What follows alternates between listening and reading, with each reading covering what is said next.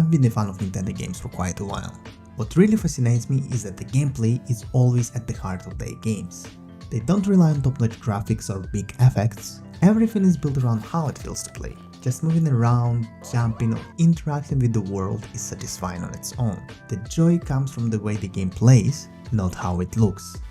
I always dreamed of making my own game, and to be honest, I even tried a few times before, but unfortunately it never worked out. I think anyone who has tried making a game will probably understand me here. But at some point I realized that I needed to finally follow through it and satisfy the desire. I wanted to create something where gameplay is the core, simple, playful and fun to interact with. My own Nintendo-inspired game. And that's how Just Today began.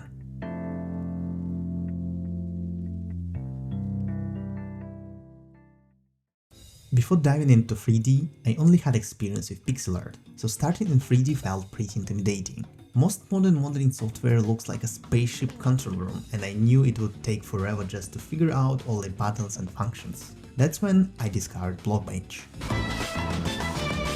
For me, it was a total game changer. It's so intuitive that I could start creating right away instead of spending weeks buried in tutorials. It's surprisingly powerful for everything I need right now, so I'm planning to stick with it until I feel the need to move on to more complex tools.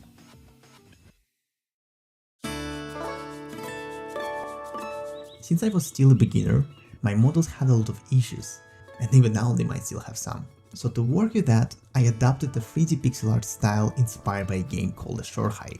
By applying a pixelation filter, I was able to turn my imperfections into charm, giving the game a playful, inviting look that I really like. Another huge influence on Just Today is Animal Crossing. It's the ultimate cozy game. It never pushes you to run or finish tasks as fast as possible. Instead, it invites you to slow down and enjoy the simple things like fishing or gradually building your perfect island. I wanted to capture that same peaceful energy.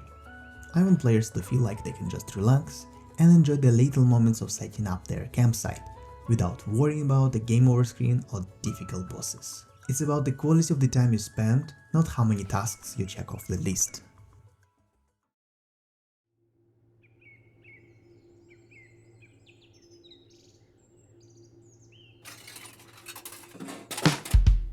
In Just Today, you play as Mio, a young person who's had enough of the noise and chaos of the big city. She decides to escape to Namata, a quiet, secluded region to the west that most people haven't even heard of. It's a hidden gem, charming, peaceful and the perfect place for a camping trip. But there is a twist. Mio only has one day to spend there. Why only one day? And why did she choose the specific forgotten forest reserve? Those are the questions you'll start uncovering as you step into her shoes and begin exploring. Even though the forest reserve in Namata is secluded and quiet, Mio won't be entirely alone on her trip. As you explore the area, you'll cross paths with a few locals and fellow nature and camping lovers. One of the first people you'll meet is So, the owner and caretaker of the reserve where Mio is staying for the day. He is full of knowledge. He'll help you get settled, offer advice on setting up your campsite properly, and even share some of his best kept secrets about outdoor cooking and camping. While So is your main guide to the area, you'll run into other characters while exploring, but I'll save those introductions for future devlogs.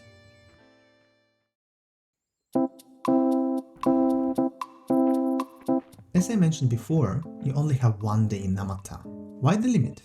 I've been inspired by Nintendo's approach of working within boundaries. I believe that specific limitations push you to be more creative and often lead to cooler gameplay or story ideas.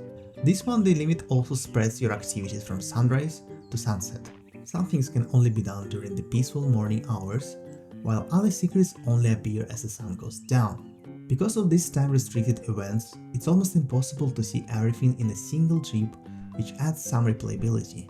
I'm still figuring out exactly how many real-life minutes that day should last to get the balance just right, but the goal is to make every hour feel meaningful without ever making you feel rushed. The campsite acts as your personal home base.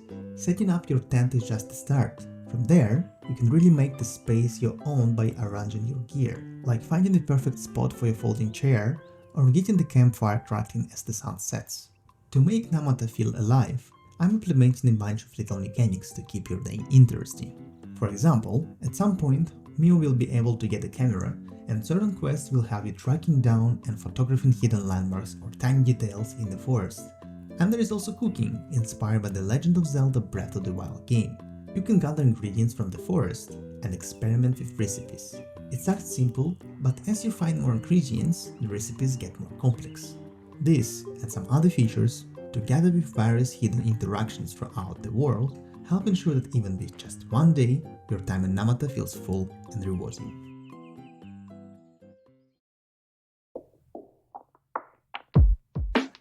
As for when you can jump into the world of Namata, I'm aiming for the release this year.